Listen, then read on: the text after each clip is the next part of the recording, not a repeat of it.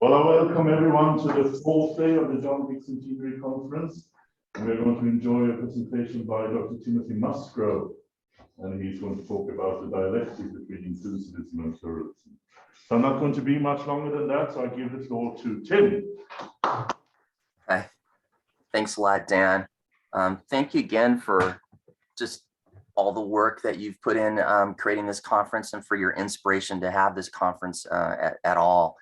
It's been a great opportunity for me, even attending remotely. It's been fantastic. So a little bit of a word, I guess, quickly about who I am. So I'm one of John's students when he completed the last 10 years of his career in Claremont, California. And I was actually the last PhD dissertation that John signed off on before he ended his career there. So that was quite some years ago. And actually we have another special guest online, which is, I think you might be able to see Chris Heckley, who was right there with me and was also a student of John at Claremont during exactly those same years. So this is a little bit of a flashback experience to be here talking about the work of John Hick and seeing Chris right alongside me on the Zoom. It's kind of like a time warp back to I'm embarrassed to say how many years ago. So that's just a little bit about who I am. And the paper is The Dialectic Between Inclusivism and Pluralism.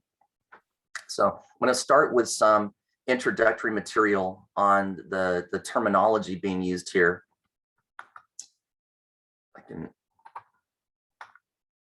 So some working definitions, and I think we've heard these terms thrown about all this week, but just to make sure they're clear going in, I give some definitions of these, and there are some key references for this. And John Hick used this sort of threefold typology all the time. Now, the threefold typology here means that there are sort of three types of views of the world religions if you take any kind of positive view of religion at all. So putting aside the kinds of views where you would say all religion is false, or none of the religions are true. If we included views like that, then there would be more than three. There would be a couple of other options. But if you're going to say that at least some religion is actually effective, actually is true and accomplishes its goal, then you kind of have just three options, it would appear. And they are number one, number two, and number three. Now, Perry Schmidt-Leukel really did all of us a favor with his 2005 paper, where he sort of did a logical cleanup of these terms, because up until 2005, these terms had been thrown around, let's say, by different scholars in different papers, and maybe someone would use the word inclusivism in a little bit different sense or something like that, and it wasn't exactly clear. And Perry went through in this very nice paper in 2005 and said, look, it's logically exhaustive, this typology, meaning that these three positions are logically the only positions you can have, because it just breaks down everywhere you could go. And so the way that works, Perry demonstrating the logical exhaustiveness of this is sort of just really simply, you can believe either that there's just one religion that's true, or there's more than one. So obviously that's a binary choice, right? There's either there's just one or there's more than one. You have to choose. If you choose to say there's just one religion that's true, you're an exclusivist. If you say there's more than one, then you're then you could either be an inclusivist or a pluralist. And the way that gets determined is that if you think there's more than one religion that's true, but that one of them is superior or a more complete truth, something like that, then you're an inclusivist. And if you think that instead of that, all the religions are equally effective or equally valid or equally complete, or at least as far as we can tell they are, or at least there's no rational basis to declare one of them better than the others, if you believe one of those things, then you're a pluralist, right? So just to illustrate this, visually, this is how an exclusivist who's a Christian exclusivist sees world religions, right? There's true religion, and only Christianity is included within the circle of true religion, and all the other religions are excluded. So this is sort of looking at the etymology of the words. Why do we call it what we call it? So this is called exclusivism because all the other religions except one are excluded from sort of the domain of true religion. That's one way to construe that. And then the diagram changes if you're inclusivist. Now all the religions are included as true religions, but only one of them has the complete truth. And the others have truth, but they have a partial truth. So this is a little more open-minded to other religions than exclusivism was, right? But it still privileges one religion over the others. This is sort of how an inclusivist sees each of the other religions besides their own, right? As sort of having a damaged or incomplete map of how to attain, of how to find salvation, liberation, enlightenment, whatever it is. And I think this is a pretty good analogy because think about this map, look at it for a second, and you can sort of see in the center, X marks the spot where the buried treasure is. You're trying to find that spiritual treasure of salvation, enlightenment, whatever. You could use this map, right? It might not be a total disaster. Like there's parts of it missing where you might have to stumble around in the dark or hit a dead end and turn around again. But like this map is not useless. You might be able to get to your destination with this map. It'll work. And so that's kind of what the inclusivist says about the other religions. Like they've got some truth. They've got sort of a map how to get there. It's not as good as our map because our map is the pristine, undamaged, complete, flawless map. But the others have a kind of map that maybe it's good enough if you want to use it. Pluralism, the diagram looks like this, right? Is that there's a core of religious truth that really matters. There may be lots of things that are true in religion, but among those truths is a core of religious truths that really, really matters to have soteriology function properly. Soteriology being the process of whatever it takes to improve your lot in life, religiously speaking, to go from an unsatisfactory state to a limitlessly better state where you've attained enlightenment or nirvana or have reached heaven or whatever. That there's a core set of truths that you need to have in order to accomplish that. And that in one way or another, even if it's expressed in very different terminology, all the major religions have that core, that set of core religious truths. And so you have a kind of a different metaphor for how a pluralist sees all of the religions of the world. They see it kind of like this, right? Multiple paths to the same summit, okay? And you can't really say which of these paths is better. You might be tempted to, but you really can't. You might look at those and like, are some of those paths shorter than others? So is the shortest one the best? If it's shortest, it doesn't mean it's the easiest or the least dangerous, or has the most beautiful view. There's a lot of factors in there. So just knowing that there's multiple paths, it's not immediately obvious that therefore you could say that one of them is better the way the inclusivist does. The pluralist looks at this and says, it's impossible to say that one of these paths is definitively better than all the other paths. Just there are multiple paths and they all work fine. So that's this threefold typology or tripolar typology, 3 types. Now, the title of my paper, The Dialectic Between Inclusivism and Pluralism, is inspired by a moment that happened in another conference that was about John Hick. There was a Festschrift, which is, similar to a conference like this, if you don't know what a Festschrift is, where scholars gather with papers in honor of someone usually toward the end of his or her career while they're still alive. And so, excuse me. In John Hick's hometown of Birmingham, England, there was a Festschrift in the year 2011. And some of the same scholars that are here for this Norway conference right now, we were also in Birmingham, some of us. And that included myself, and included Perry Schmidt-Leukel and also Julius Lipner from Cambridge University. And as the speakers were taking their turns one at a time to go up to the podium and deliver their papers, what a lot of them did is they positioned themselves to the audience. I'm a pluralist, or I'm an inclusivist, or I used to be an exclusivist, but now I'm an inclusivist, things like that.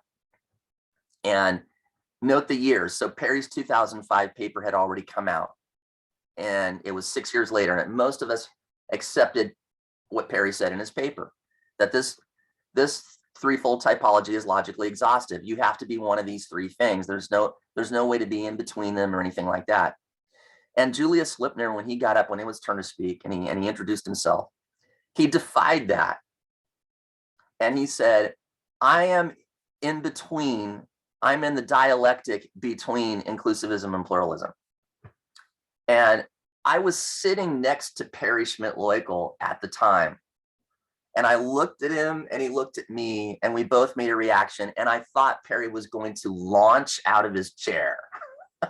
I thought he was going to go up in the air the way he recoiled at this. And immediately at the next break, he started chatting with me. And Perry was like, what does that mean? There's no place to be in between. It's logically exhaustive. You have to be an inclusivist or a pluralist. You can't sort of be between them. And I sort of agreed with him at the time on the basis of deductive logic, but all these years it was an itch I couldn't scratch, because I've done a fair amount of stuff with dialectical reasoning. Sometimes we talk about different types of logic. There's inductive logic and deductive logic. Perry had been using deductive logic, but there's really three types. There's really inductive, deductive, and dialectical. So if you move into the world of dialectical reasoning, I was wondering, how could you make sense of the phrase, I'm in the dialectic between inclusivism and pluralism? So I finally dived into it, and I decided that there are three ways, actually, that you could apply the dialectic to this threefold typology. So we're going to look at that. And in case some of the audience is not familiar with dialectical reasoning, we're going to do a quick crash course on that. I know some of you are already familiar with it, but this will also show you the way I'm formalizing it for the purposes of this paper, the way I'm operationalizing the definition. So I'm going to use the classic vocabulary terms, thesis, antithesis, and synthesis. And dialectical reasoning is basically a matter of, how do you form a proper antithesis to a thesis as step one? And then step two, how do you form a proper synthesis in relationship to both the thesis and antithesis? And if you follow the rules correctly, then the synthesis is a valid synthesis. And that's sort of like in deductive logic, when if you connect two premises together correctly, you can draw a conclusion that is a valid conclusion from the two premises. The analogy to that in dialectical reasoning is we can see whether or not a synthesis is a valid synthesis that we draw from a well-formed pair of thesis antithesis. It'll be more clear when we look at some examples, but first, a little bit of background. Where does this come from? It's commonly accredited to Hegel, but Hegel didn't actually use these vocabulary terms. He had the same idea, but these names, thesis, antithesis, synthesis, came from Fichte, who followed Hegel. For that matter, has roots going back to Kant, or dialectic in a little bit different sense goes all the way back to the ancient Greeks. And it was used after Hegel and Fichte by all these people like Feuerbach and Freud and Marx and Nietzsche and Gadamer and many others. It's been criticized by like the postmodernists and the deconstructionists because, of course, they criticize, well, everything. But Foucault and Derrida have explicitly attacked this this thing. So this is just to illustrate that it's a pretty big thing. It's a pretty big deal in the history of philosophy. So it's not just some weird, totally fringe thing or something that was just invented yesterday. So we're applying something that's been around for a while. and it's proven its usefulness in a lot of ways. So about this thesis, antithesis, synthesis, the thesis asserts, and in the way that I'm operationalizing the definitions, there are other ways. This is sort of what we do in the cognitive sciences. So this is what you do if you want to build like an artificial intelligence system off of a knowledge base, which you can actually do. This is one of the ways that you operationalize the definitions, and it makes it very clear and very formalizable. And it sort of takes the subjectivity out of it, because you have to check off all these attributes for something to count as a proper thesis, as a proper antithesis. So it gives you criteria, it gives you rules to follow for doing dialectics. That the thesis has to assert some, it has to have some positive value, or at least claim that it does, right? Here's something that provides a benefit or good in the world. The antithesis asserts some negative value. You know, here's a detriment to the world that actually arises from the thesis, okay? That's very important. It's not just some random negative thing. So there's an irony or a paradox in the antithesis, right?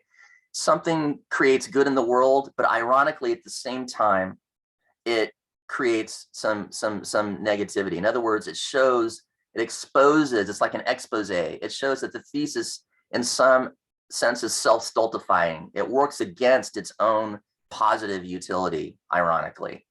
So that's what you show in the antithesis. But then you come up with a synthesis, and the synthesis improves upon the thesis in the following way. It preserves the positive thing, the positive valence, at the same time that it negates the self-stultifying part of that thesis somehow, right? So it could be a moderation or an alteration or a modification in the thesis, or it could be some wholly other entity which replaces the thesis. Either one, as long as it preserves what was the positive in the thesis while negating what was the negative in the antithesis. So if you check off all of these things in your dialectical structure, then your synthesis should be a valid synthesis based on the original thesis that you started out with. All right. Note that also this means that what the synthesis, you can infer deductively from all the above that what the synthesis is doing finally is it is removing something that was present in the thesis, but that was non-essential. That was non-essential for its positive value, right? Because you have to take something away in order to negate the antithesis. But you'd better be taking away something that was non-essential to the positive utility. Because if you took away something that was essential to the positive utility, then you wouldn't be preserving the positive utility anymore, which is the requirement that the synthesis do. So these are all the things. These are all the things that you have to do in order to do dialectical reasoning correctly in the way that it is often understood in practice in the art. There are other ways, but this is a very common one, very popular one, very well established, and it's the one that we're going to be using today. Okay. Finally, it's multi-level. So this is the last part of the crash course on dialectics before we can move on to the theme of the paper.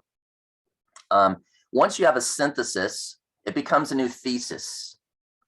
And then you may discover another antithesis to the synthesis you made, which means you need to go hunting for an even better synthesis again. So this can keep going and going and going. Let's look at some examples. Karl Marx probably has the most famous example. I think everyone that learned dialectic in college probably saw this as one of the first examples, right? Is Marx used it to understand what his opinion was of the sweep of the history of Western civilization.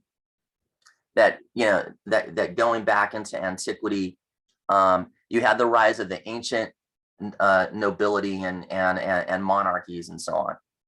So you started to have kings and queens and dukes and duchesses, and royal families had to intermarry and so on. And this brought the rise of kingdoms, but it also brought slavery. And so why was this? And Marx would say this was in some sense a positive thing because you have a thesis, right? Well, what was positive about that? Well, what was negative was the slavery. That was the antithesis to the thesis. The thesis was a positive thesis because it enabled humankind to achieve things they'd never achieved before. This is the age when we built cities and roads and aqueducts and navies and the Egyptian pyramids and all those things came because of the mass organization you could have by having the strong hierarchical control of everyone in the noble class, right? But the detriment of this is that there was an extreme difference between the haves and the have-nots, right? It was kings all the way at the top and slaves all the way at the bottom. It was terrible.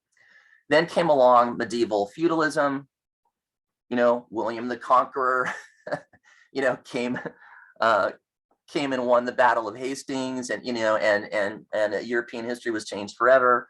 And this actually was an improvement in Marx's eyes, right? The days of chivalry and all that, because there was actually a little bit of upward mobility here, and there was actually less slavery, and you could move up in the world if you had to, if you could muster, and if you had to be a male, but if you're a man who can muster enough money to buy your own horse and your own weapons and some armor, you could become a knight, and you could just work 30 days out of the year for your lord, and your lord would grant you land, and you could become a landowner, and then maybe eventually, as you aged, if you survived, you could become a lord, and you could have serfs. Oh, there's the antithesis, the serfs.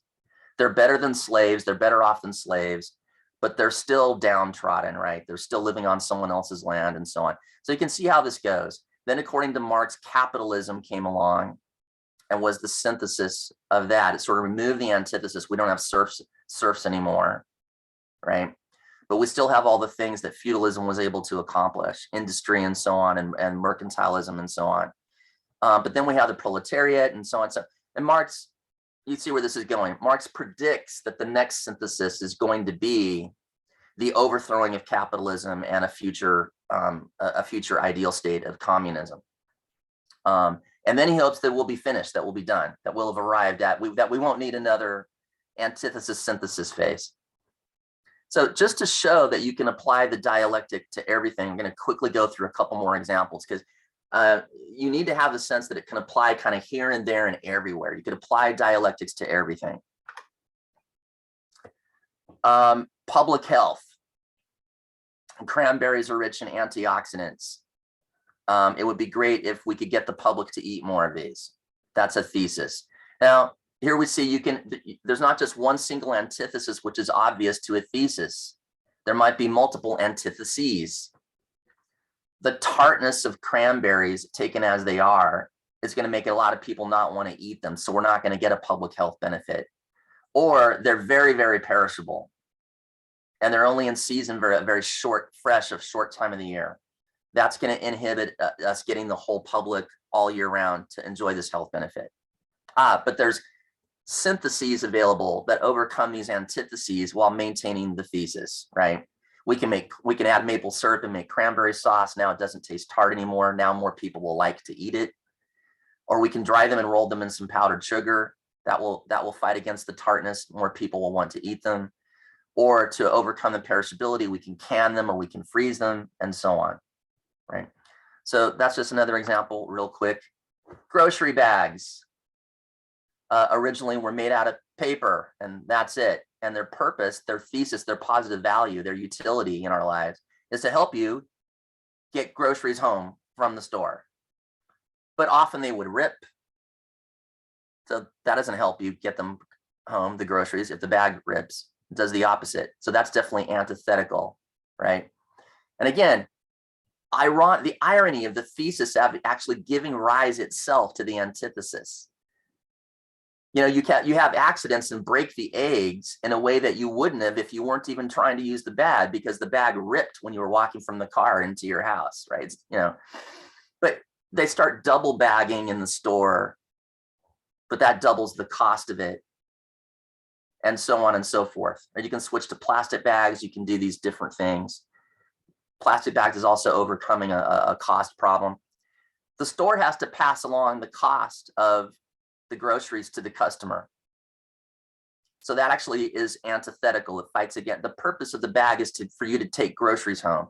if it's driving up the cost of groceries, if you only have 100 euros to spend, then and you're having more expensive bags than necessary, then you might come home with one less item in your bag because they had to raise the prices a little bit across everything in the store to pay for those bags.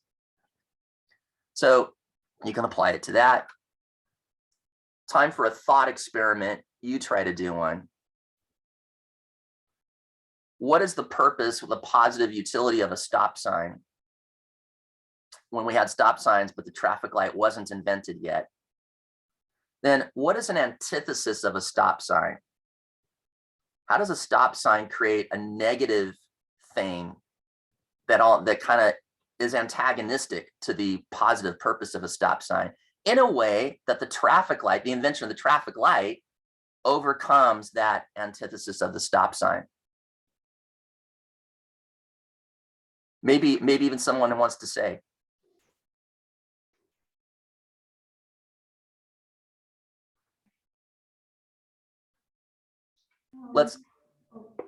Yeah, go ahead. I was saying, I guess the stop sign, it only works for English, so, and maybe some people can't read, so then it doesn't work for them, but then the traffic light is more universal to everyone. So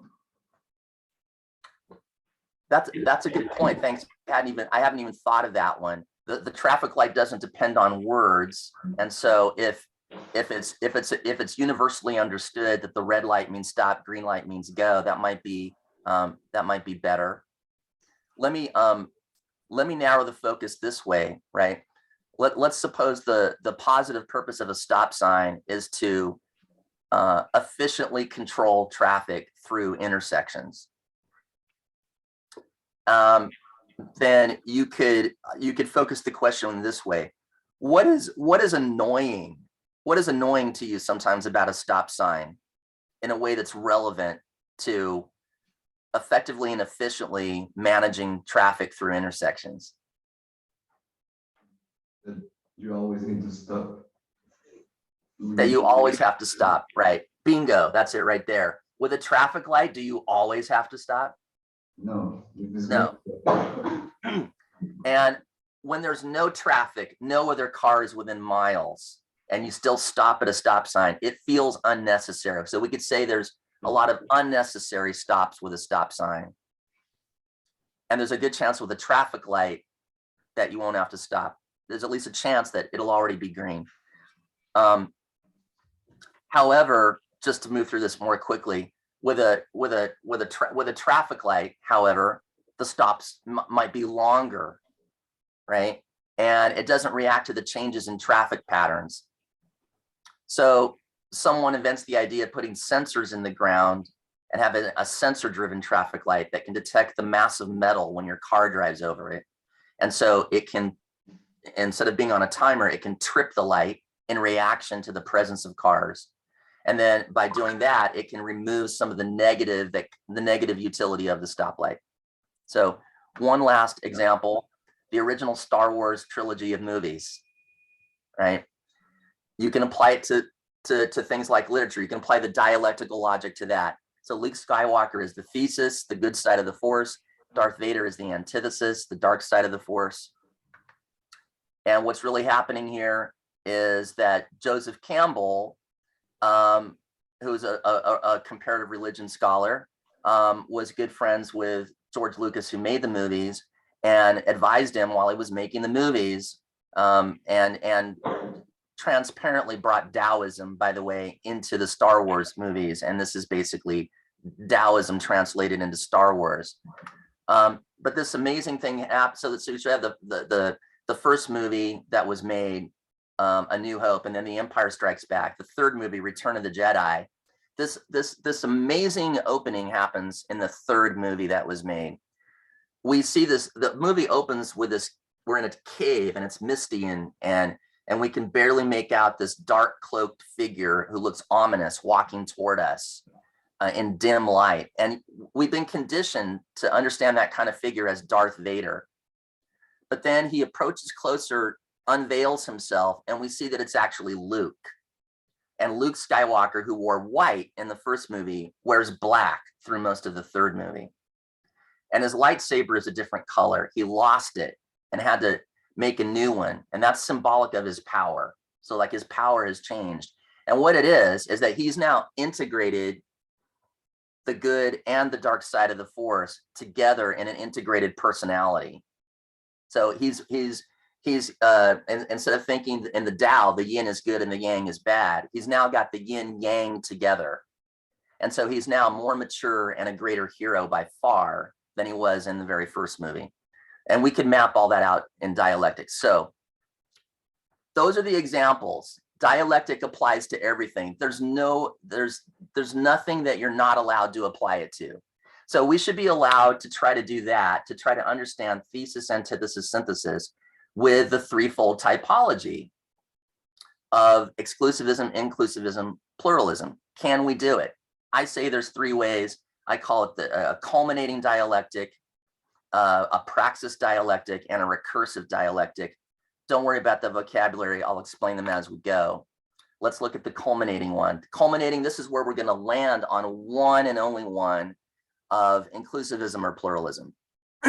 So here what we would probably do is we would start with exclusivism and say that there's an antithesis to exclusivism that arises, which might be that you have theodicy problems, that you can't solve the problem of evil with exclusivism. That might be, well, there could be a different antithesis, but that's just an example of one we could choose. We could say exclusivism doesn't work because a good God wouldn't leave most of the world through the history of religions bereft of any workable religious solution for soul making, right?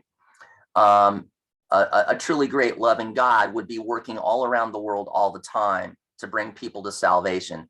And looking back in history, that means that there must have been some religious good going on in all the religions of the world, for example. That's one way we could do it. And that would at least bring us to inclusivism, right? But we might say that there's an antithesis to inclusivism, which is sort of an arbitrary privilege that deconstructs. So in inclusivism, you see your religion as including all the others. The antithesis might be that there's an arbitrariness of that appears when you push inclusivism far enough, that you can see that if you're a Christian inclusivist, although you could see a Hindu as an anonymous Christian, you start to realize that with equal validity, the Hindu could just see you as an anonymous Hindu, and that there's no non-circular, non-question begging way for you to prove that your inclusivism has more merit than a Hindu inclusivism would. You know, you can't say my inclusivism must be correct because because the Bible says it so. Well, but why is your scripture any better than the Hindu scripture? Why is it any more valid for you to just assume your sacred text is correct instead of theirs? They could just do the same thing from their perspective if they wanted to, and so on. So this collapses and you realize you need something else, and so you move to pluralism. However, it's not the only way you could construct it. You could try to do this. You could try to say that the synthesis from exclusivism is pluralism, right? When you realize it's just wrong to say only one religion is right, you might go to like a Bayesian logic. Bayes was a famous philosopher and theologian, by the way, who came up with some statistical logic, where he said when you don't have enough information to judge things, you need to start out by giving them equal probability. And so you might say the light bulb that goes on, the epiphany you have as an exclusivist that makes you move away, that makes you abandon it, is you realize, I really don't know about all these religions. I should assume they're all equal until I can prove otherwise. And so that would be the move that you would make to go from exclusivism immediately to pluralism. But then, because as Perry and others this week have pointed out, the pluralism is a hypothesis. John Hick always called it the pluralistic hypothesis, and John was very empirical and inductive about it. You have to start a big homework assignment to go and check, to go and observe all the religions and see if it's correct that they're all equally good, equally valid, equally effective, right? And then in so doing, what if you find out that they're not, right? What if you find out that one of them actually is richer in truth than all the others? Then you might land finally on inclusivism. So we could do this. And does this make sense of the phrase, I'm in the dialectic between inclusivism and pluralism? Well, it could mean that, because where you're in between is you're in between transitionally.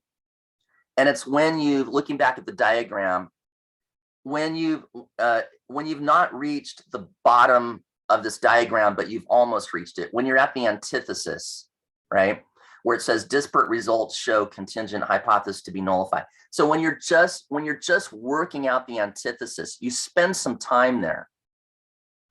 You're investigating, you're a pluralist for now, but you're investigating the religions, and it's starting to look like one of them, it's starting to look to you as if one of them is better possibly than the others, but it's not entirely clear. But you're getting uncomfortable because you're seeing antithetical evidence come up.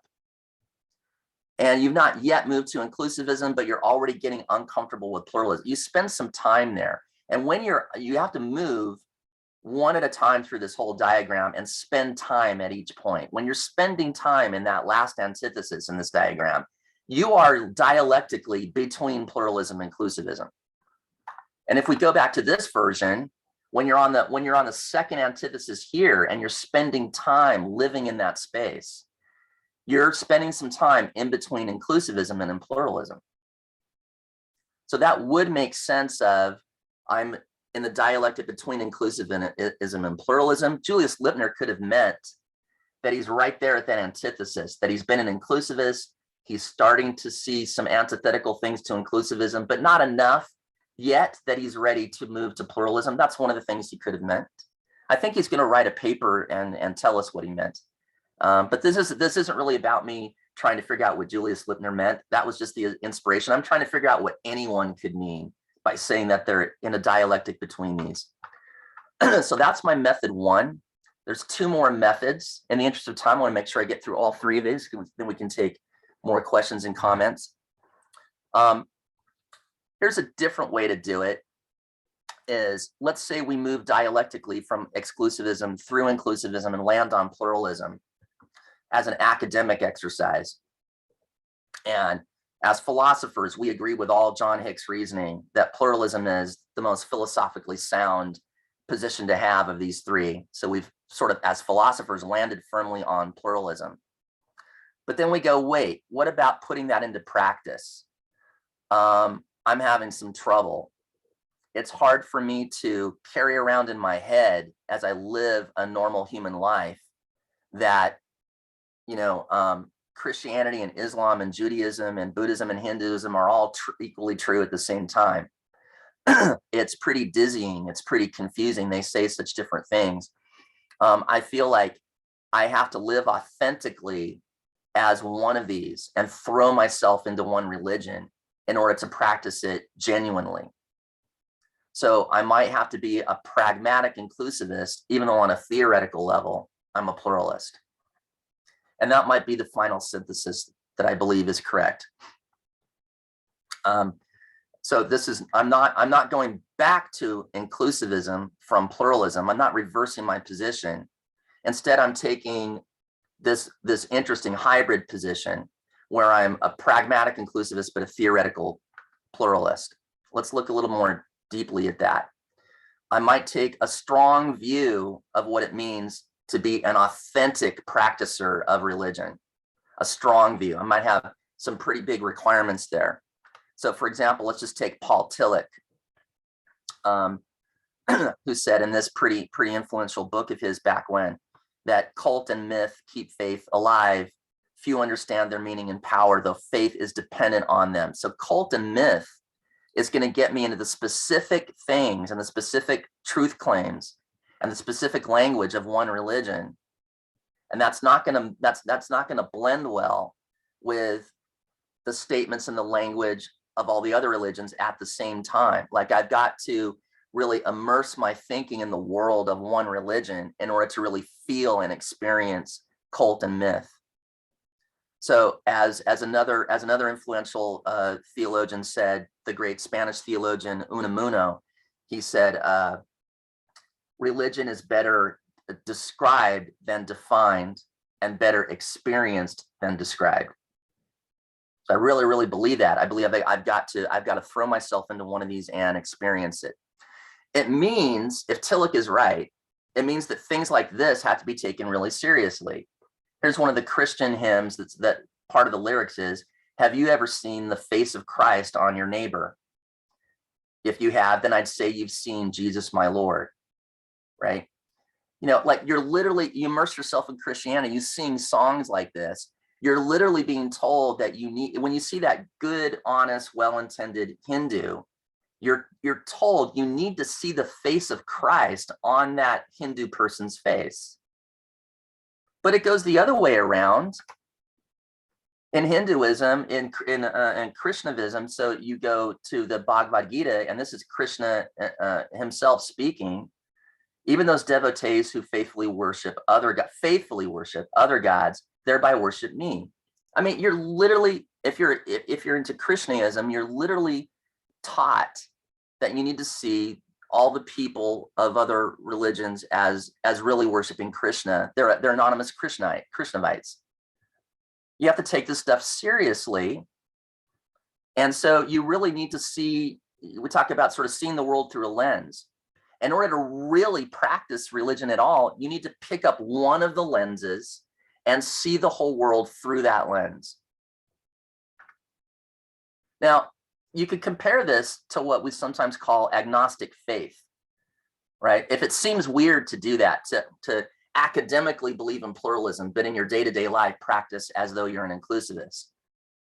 Consider that we do similarly ironic things all the time as philosophers of religion. A lot of philosophers of religion are themselves religious, even though they're sort of intellectually agnostic.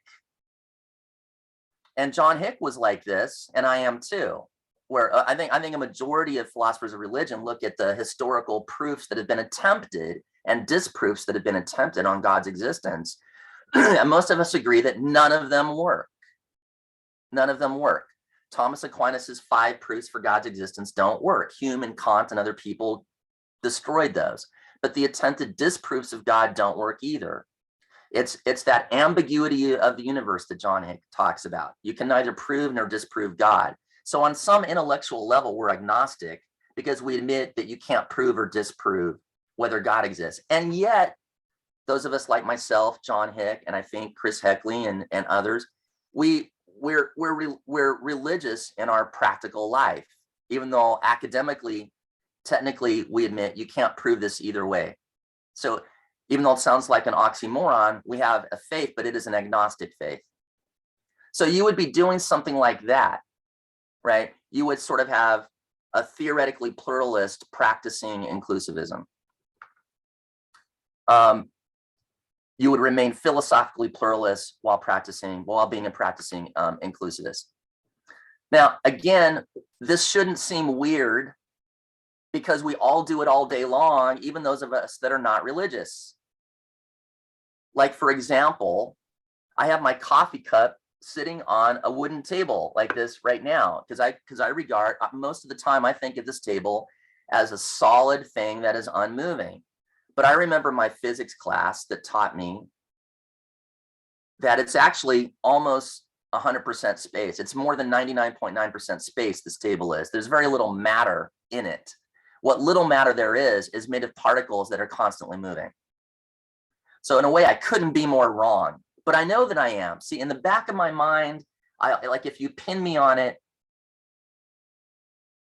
if I say this is a real solid table, you could be sort of a jokester and say, what do you mean, Tim? You know it's not really solid. You know, you took your physics class. You know it's really mostly space. And I'm like, come on.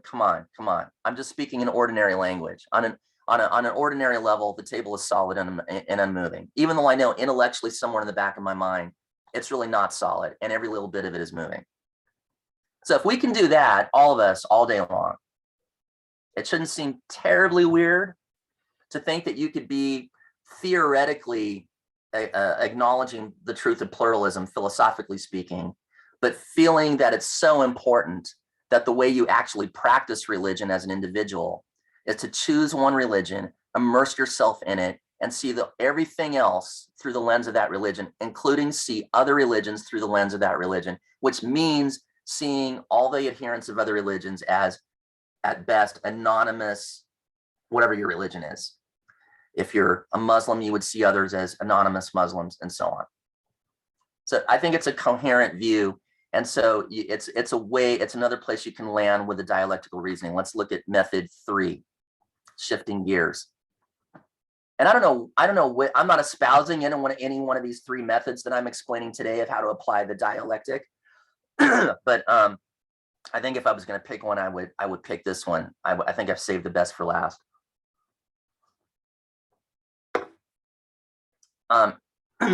In this case, what you would do is when you I sort of skip the first part, we would go through maybe go through exclusivism, inclusivism, and land on pluralism just like before. But it'll be a provisional pluralism, which means you're sort of hedging your bets a little bit. You're putting a disclaimer on it. You're saying, I'm a pluralist for now, but I'm going to watch what happens. So this is really kind of a process kind of view. And this is, to use logician's language, just to get a little technical here, this dialectic is diachronically non-monotonic, which means that over time, things that were true, that you held to be true, become untrue at different times, at later times.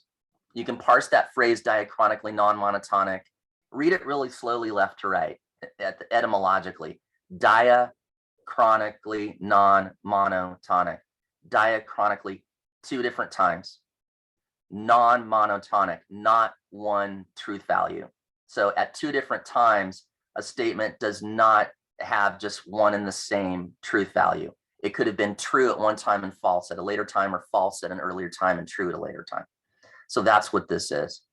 So how does that apply to this? Is you might be saying all religions are equally effective, but at a later time, you might want to say, it's not true anymore. One of them is less effective than the others, or this one is more effective than all the others. And then in an even later time, you might go, things have changed. So faiths are not static. They change all the time. The world is not the same. The world changes all the time. Your own personal predicament changes over time. And these things are going to always be the case. So this might be like the never-ending story, right? You might infer that, this is going to go on forever and ever and ever, right? So pluralism might be the best view until one faith emerges as the best fit. Maybe the situation in the world becomes such that one of the religions, because every religion, I think that Alan Race mentioned this, every religion sort of emphasizes certain things that might be there in a soft way in the other religions, but it comes out much stronger in this one religion. And if that really speaks to the zeitgeist, to the problem of our day, then at least now in the world, that might be the most fitting religion. That might be the best medicine for what ails us. And so for a while, until that situation plays out, that faith takes center stage. But its advantageous position might just run its course. The world might change and adapt, and that problem might be solved or not as bad a problem anymore. Or the other faiths may catch up. They may learn something from interfaith dialogue and start to emphasize and build up and make a more robust theology around an area that they'd been sort of guilty of neglecting just a little bit. And so the score and the scoreboard may change. So you could go back and forth indefinitely. And that is really being in the dialectic between inclusivism and pluralism, and seeing it as something that it is proper and to be expected that over long periods of time, we're going to be cycling through this ad infinitum. So let's do, and I'm almost done with the slides, and then we have a little bit of time for discussion. Let's do just 2 quick examples. Suppose you're a pluralist, but then you start to really be impressed with the terrible pitfalls of capitalism and world trade, and of the economic inequity in the world, and of the even climate change resulting from industry that is driven by greed and people wanting to make money. And you just feel like when you look at Christianity, it's too easy for a junk bond dealer to come in to church and sit in the pew every Sunday and be greeted by the priest or the minister as if everything's hunky-dory, everything's good with him, and nobody even thinks about or asks how he makes his money. And he makes his money kind of in a terrible way. But you might, and you realize in a Buddhist community, he could never get away with that, because right livelihood is one of the 8 in the 8-fold path of Buddhism, right? There isn't, the 10 Commandments doesn't have something that says, don't make your money in a way that is injurious to the community or the landscape or anything like that. That is there in Christian literature and Jewish literature and so on. But boy, we don't emphasize it the way the Buddhists do. I think this is the biggest problem in the world today. I'm going to say Buddhism is the religion we need the most right now, right? So it's a superior religion for the world in 2022. I'm not saying I literally believe that. I'm saying this is an example. It's something that you could coherently believe, and it could move you from pluralism to a kind of inclusivism right now, right? Where you would grant some superiority, and you might think this might not be this way forever, but it's this way today. Another example is historically. Suppose you're a historian of religions and you look back at the year 1000 BC, when the explicit monotheism of Judaism was pretty well developed and established already, but the Buddha hadn't come along yet, Krishna hadn't come along yet, and so on. And you would say, you know what, in 1000 BC, I believe Judaism was tops. It was the best religion, and it was syncretistic, meaning it absorbed elements. So there were elements that, you know, the Mesopotamian religions had some merit and some similarity to Judaism. You know, maybe some of those folks and those other religions were sort of anonymous Jews at the time, so I could look at it inclusivistically. But Judaism was superior. But then you could also, with perfect coherence with that, you could also believe that by 3,000 years later, come up to today, now that we've had the rise of Buddhism and Taoism and so on, Judaism is no longer the superior religion of the world. Even though I believe it was at one time, I don't have to believe that it is anymore. So I could believe that pluralism is the correct interpretation of world religion today, but that at some earlier time, inclusivism would have been the correct interpretation. And if I can be open to that, then I have to be open-minded about the future and think that this status could change again by 3,000 years from today. That's a long time. God knows what the status will be. So you can imagine this swinging back again and again and again, and that over sort of taking the grand view of history, you would say, well, I really believe there's a dialectic between inclusivism and pluralism that is going to last forever. So to sum up, I think there's at least 3 ways you could apply dialectic. You could apply it in a way that culminates and ends in inclusivism or pluralism. But when you're experiencing that last antithesis right before you reach the end, you're spending time in between inclusivism and pluralism. You could have a praxis dialect. Praxis means the method of turning your theory into practice. So the praxis dialectic is to say that last antithetical move to a synthesis is because of a challenge in your praxis. You're saying, when I try to turn pluralism as a theory into practice, I can't, I have trouble. I find that I have to, for all intents and purposes, I have to think and feel and behave just like an inclusivist in order to practice my religion. I can't directly put the pluralistic hypothesis into practice. That's what you would say. And that's why you would make that move to being a philosophical pluralist, but a pragmatic inclusivist. And then finally, the last one, you would just believe that you have to watch the process of what's going on in the world stage unfold and change over time. And that at different times, pluralism versus inclusivism is going to be the best dialectical synthesis for what's going on. And also, as the faiths themselves are changing, Christianity is not the same now as it was even 500 years ago, let alone 2,000 years ago when it started. And all the faiths have changed. So as they change and as the world changes, you might need another synthesis, another synthesis, another synthesis, and you might be dialectically going back and forth between these all the time. So that is it. And the final disclaimer is that I'm not espousing any one of these as what I think is right or obviously true or what you should do. But I have finally concluded that Julius Lipner was not out of his mind. That it's not a nonsensical thing. And also note, it doesn't mean that Perry is wrong either. I haven't made a dent in the threefold typology. I still believe the 2005 paper written by Perry is absolutely right. This is deductively an exhaustive typology. But with dialectical reasoning, you can move around. You can move between the poles, the three poles of that typology, by virtue of dialectical reasoning. And you can even establish a perpetual forward-looking process of that if you want. And you can make sense in several ways of saying, I can live in between inclusivism and pluralism from the point of view of dialectics. Well, thank you so much, Tim, and I think, yeah, we can give it a open for some. Thanks a lot. And of course, if there are people online, just unmute your mic and just ask a question. But are there any questions in the room here as well? Pablo, speak up. Okay, so in the last recursive dialect that you mentioned, I see how in a personal level it may work that I change my view on whether I'm a provisional pluralist or a provisional inclusivist.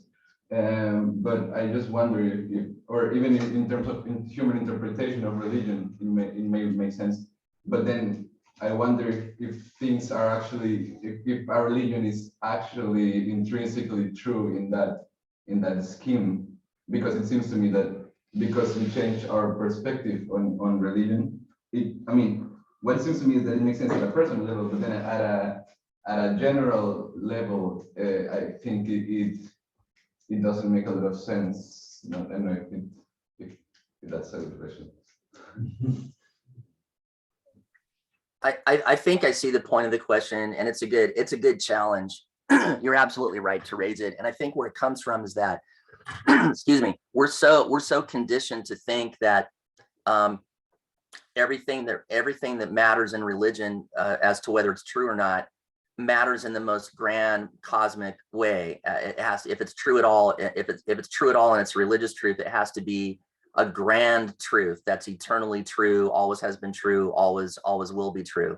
But when you're a pluralist, there are other things that matter that are not necessarily like that, because we're also looking at, we're not just asking which religion has the most eternal truths. We're asking which religion is more effective or more successful or produces the most saints, or has the lowest risk of people failing in it. If two religions were equally true, but one of them is a lot harder and only a small percentage of people ever complete the exercise of practicing it, then we would still say that religion is inferior, even though it didn't have any worse grasp of the truth.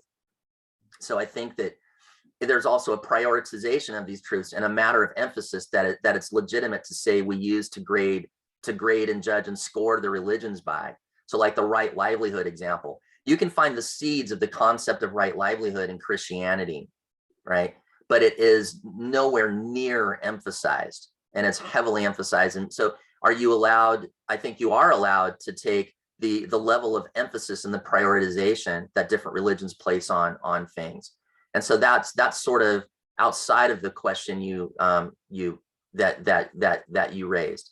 So yes, maybe this religion is true and the truths that it has are eternal. That doesn't, but I'm not done yet. That doesn't prove that it's equally worthy as the other religions are, or that it's more worthy or less worthy.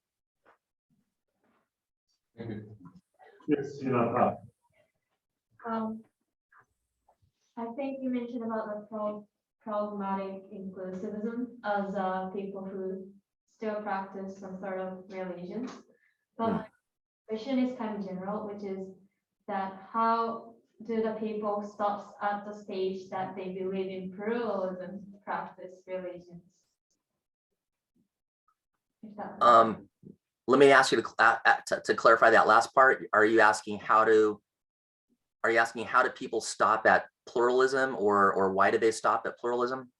I mean, how do the people stop at the pluralism, practice the religions, believing in that, like, your religion is not necessarily completely true? So how does pluralists actually engage in religion? I think that's- Oh, how does a pluralist really engage in religion? Oh, okay, yeah. So this is, I love this question. This is an interesting question. I eventually figured out that John Hick and myself, it just so happens as individuals, we're the same in this capacity, is that we're weirdos, you know, in that, you know, John was comfortable walking into a mosque, walking into a synagogue, and so am I. Going into a Zen center and sitting in Zazen meditation. I've never had a problem with that, but I noticed that most people are not that way, right? Most people are not really fluid and easy and find it effortless to just jump into any one of the areas of practice of the world religions and experience it. And even though I was raised Christian and I was raised in a church, I never felt uncomfortable for a second. The first time I went into a synagogue, I put a yarmulke on my head, the little cap you have to wear, and I was absolutely comfortable with it. Most people raised Christian are not comfortable doing that. Even if intellectually they respect Judaism, it just sort of feels weird to them. And so I think that I would assert that most pluralists are actually doing my method too in this paper, whether they admit it or not.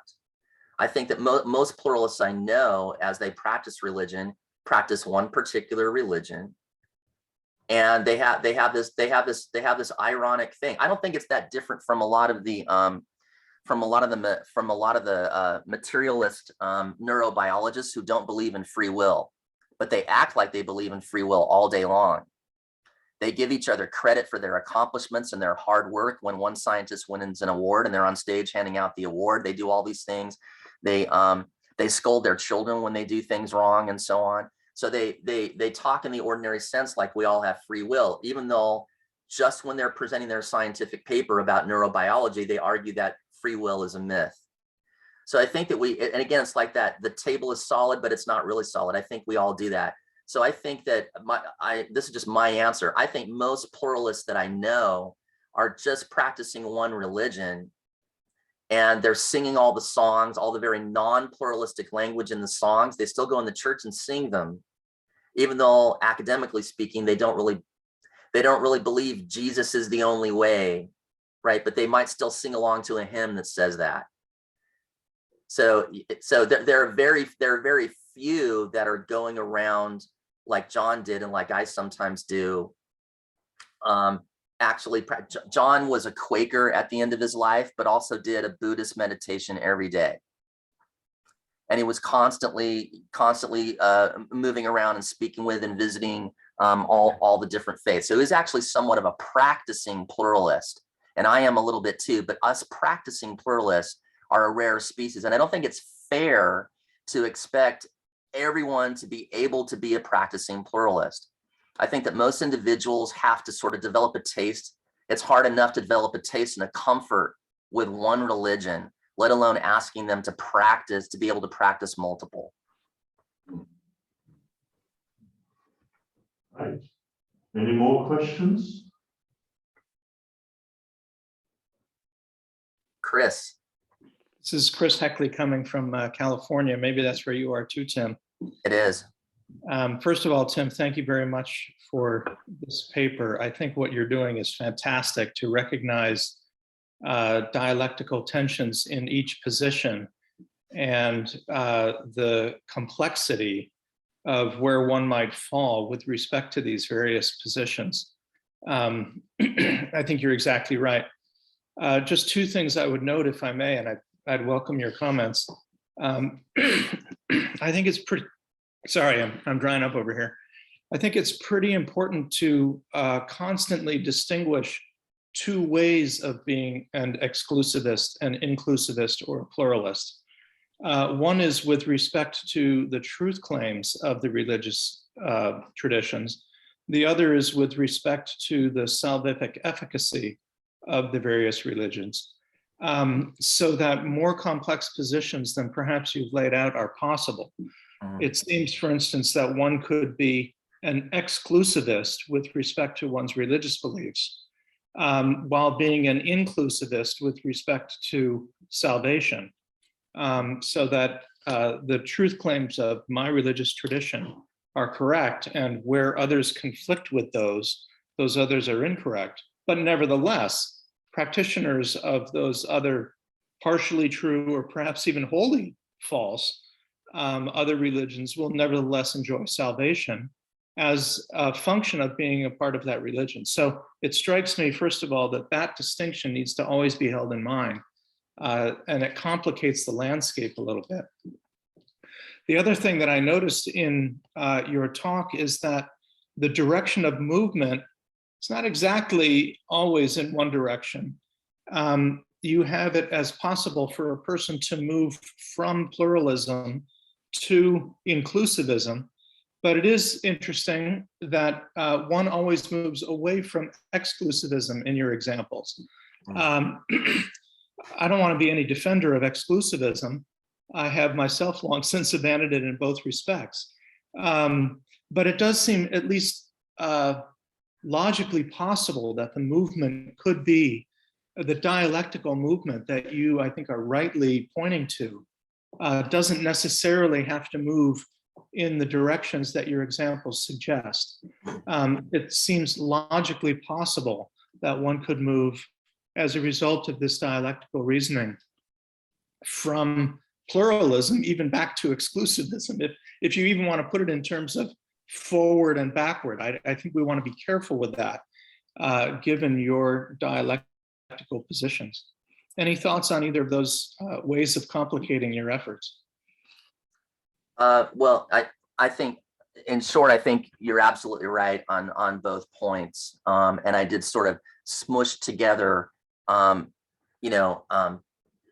moving to inclusivism, for example, on the basis of evaluating truth claims versus evaluating what you call salvific efficacy. I think I mentioned both along the way, but I didn't break them out. Some of what was going on here is there's the full paper that I have versus I was deleting slides last night, realizing it wasn't possibly going to fit within an hour. But you're absolutely right about that. You're also right about the other thing, that you could, you could also play around a lot more with being between exclusivism and inclusivism, maybe, and talk about how you could go either way or the other way, or maybe even dialectically forever between those. And so those would also be conceptual possibilities.